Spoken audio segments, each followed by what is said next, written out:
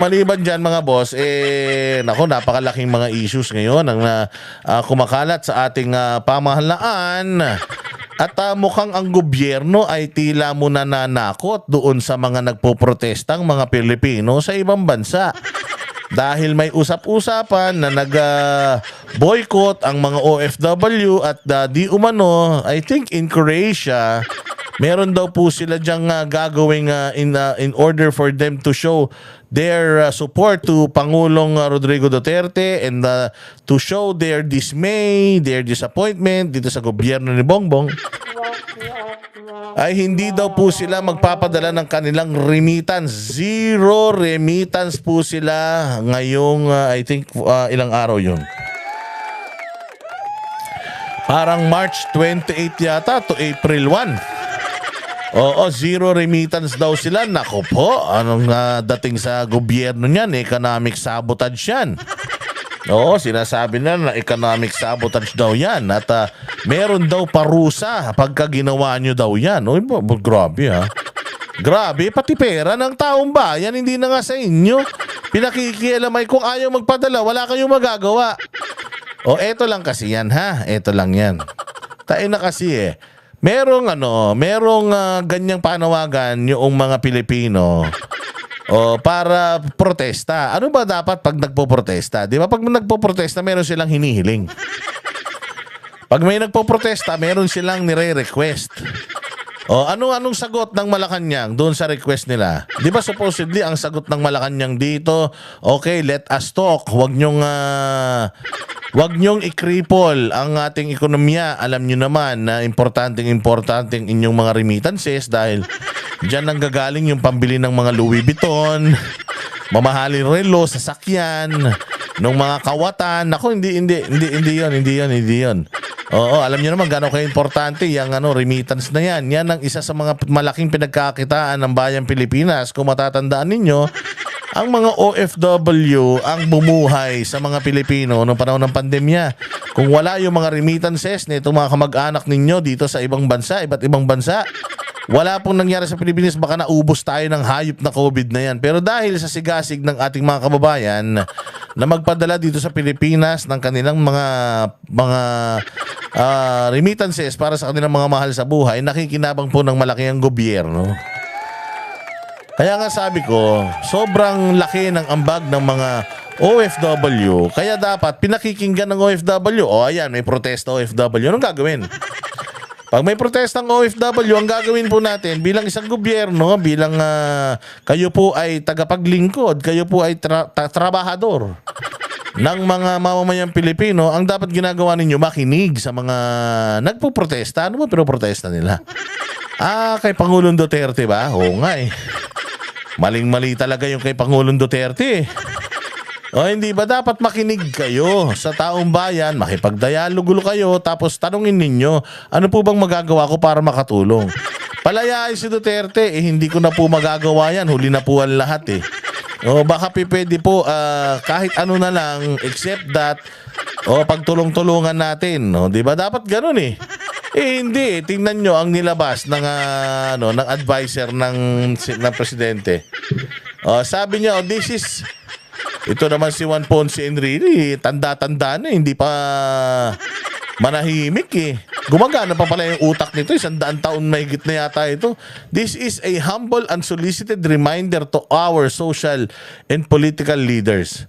Whoever advised Filipino OFWs to suspend the remittance of their earnings abroad to the country should think many times about the adverse consequences of that advice to our OFWs. As I said before, for every action, there's always a possible counteraction. If such advice is followed by some OFWs, what will happen should Congress, for instance, retaliates? Uy, tinatakot! Tinatakot kayo ni Enrile, mga OFW. Kung kayo daw halimbawa hindi magpapadala sa Pilipinas at inyo pong paghihigantihan ng inyong gobyerno, ano daw ang mangyayari sa inyo kung ang Congress daw ay gumante at i-cancel daw ang inyong mga tax privileges? Wow Wow, so putsang ina, meron kayong pang ano, meron kayong pang counter. Hindi ba? Sabi nga, the OFWs are income tax free on their earnings abroad. They do not pay travel taxes. They do not pay airport fees. They are exempt from the documentary stamp taxes on their remittances. And they are also exempt from filing income tax returns. In addition, they have to have passports to be able to work as OFWs. Congress granted these privileges to them by laws enacted by it. I earnestly suggest to our OFWs to study carefully that advice to them before they get burned. Wow. Inatakot kayo ni Juan Ponce Enrile. Sabi ni Juan Ponce Enrile, kayo daw mga OFW, wala kayong kawala rito, wala kayong kwenta sa amin, ha. Sige, pag ginawa niyo yan, itong Congress, ang pwedeng mangyari, binibigyan ng idea ng Congress, tanggalin yung mga tax privileges ninyo, tax-free kayo, pero ngayon, hindi na kayo income tax-free, magtabayad na rin kayo ng mga travel taxes, pati mga airport fees, magbabayad na kayo, mga documentary stamps, tapos yung inyong mabuhay lounge, wala na kayo dyan. So babawiin daw nila lahat ng mga pribilehiyo. Anak ng tinapay kayo, wala kayong utang na loob. Matapos yung pagkakitaan itong mga OFW, minsan lang sila manghihingi ng para sa kanila. Ano yun? Gusto namin, ayusin nyo naman yung pamumuno, wag naman ganun. Na yung pinakamamahal namin presidente, isinaayos kami, putangin pinamigay nyo sa ibang lahi. Mantakin mo, minsan lang mga OFW manawagan at dahil doon, magpuprotesta sila ng bahagya. Putang ina.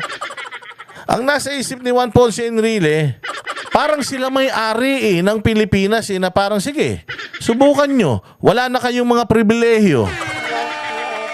Ang ina, yung mga pribilehyo na yan, part ng mga privileges na yan, si Pangulong Duterte ang gumawa, tas kayo babawi. Ang kakapal ng mga mukha ninyo. Juan Ponce Enrile, putang ina, dapat nagpapahinga ka na, sir. Masyado ka nang matanda, baka ikaw ang advice kay Bongbong, kaya kung ano-anong ginagawa ni Bongbong sa Pilipinas Tigil-tigilan mo na, papunta ka na sa kawalan. O wag mo na kaming idamay, ha, sir. O kaya ito si Bongbong, makinig ka, ha. Mali itong ganitong ginagawa ninyo na kapag ang tao nagpoprotesta, ang dapat na ginagawa nyo nakikinig. Kapag ang tao ay nagpapahayag, dapat ang ginagawa nyo, nakikinig dun sa pahayag, tapos nakikipagdialogo kayo. Pero puta, dito ang ginagawa ninyo, bina-blackmail ninyo.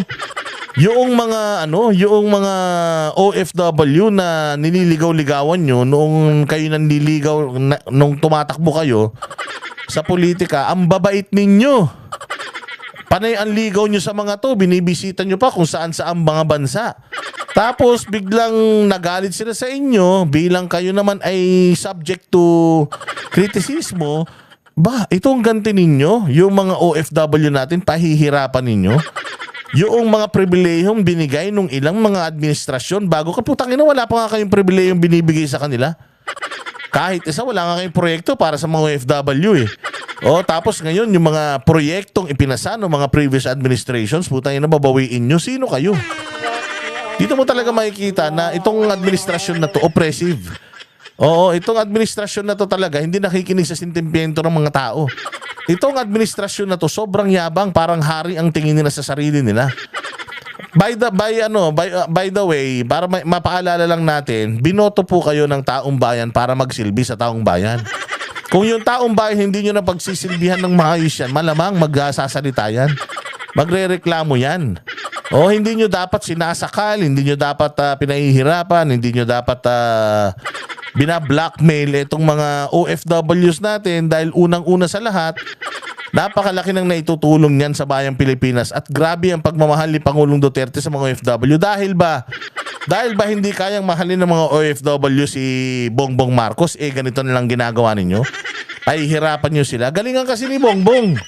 Sabihin nyo kay Bongbong, maging makatao, magtrabaho ng maayos, wag tatamad-tamad.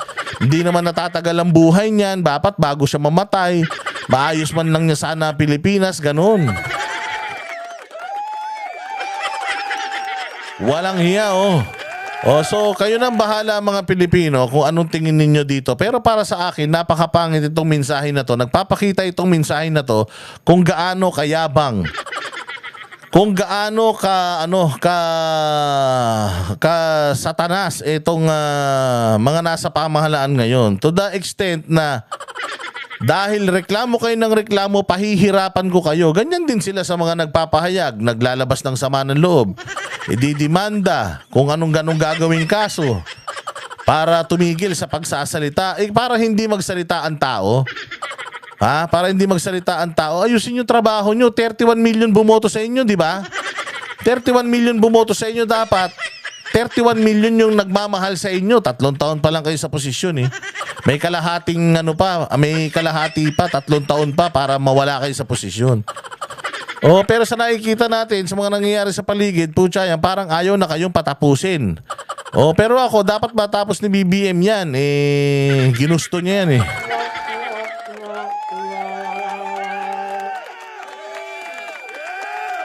Ayan carefully that advice to them before they get burned. So, putya, gusto pa kayo sunugin.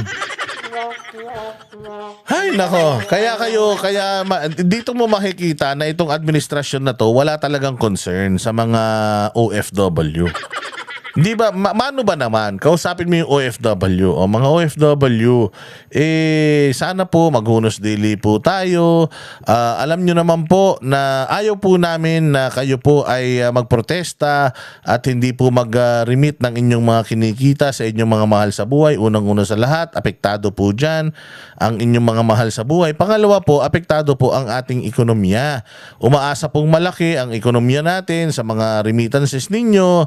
Kaya nga po, sana ay magkasundo tayo para mapigilan po itong inyong protesta. Tayo po ay magkasundo at let's find common ground, ganun.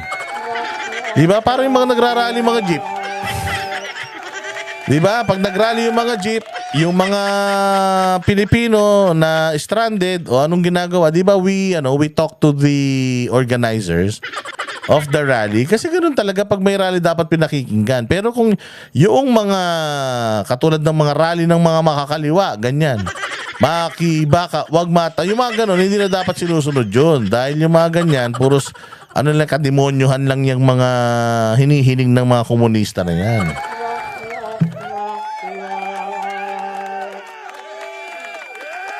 Hindi ba? So sana lang Juan Ponce Enrile. Sana na magpahinga ka na lang. Ang tanda-tanda mo na eh. Hindi na kailangan yung mo. Hindi na namin. Obsolete na.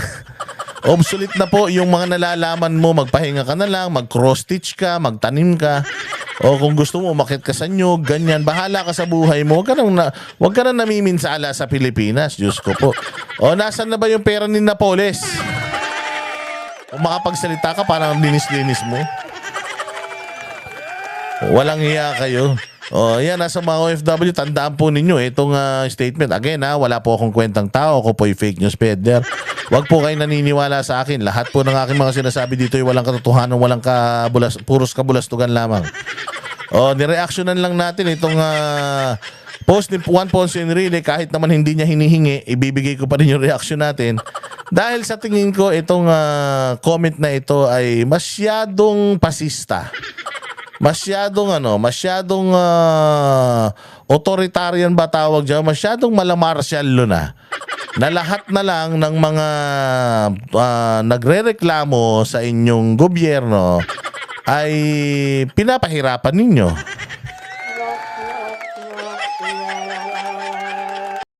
Kami ang boses ng masa, hindi natatakot. Katotohanan lang, di kami nalulunod. Walang bahid ng sismis, lahat ay totoo. Kahit sino ka pa, pag mali ka babanatan ka. Walang pinipili kulay, wala kaming kinikilingan. Basta para sa bayan, kami lalaban. Pagdama palakpakan, pag mali banatan, di matitinag.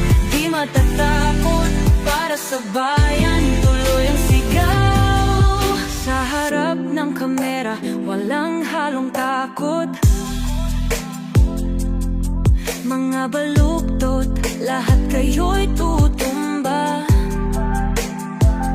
Ang hustisya at totoo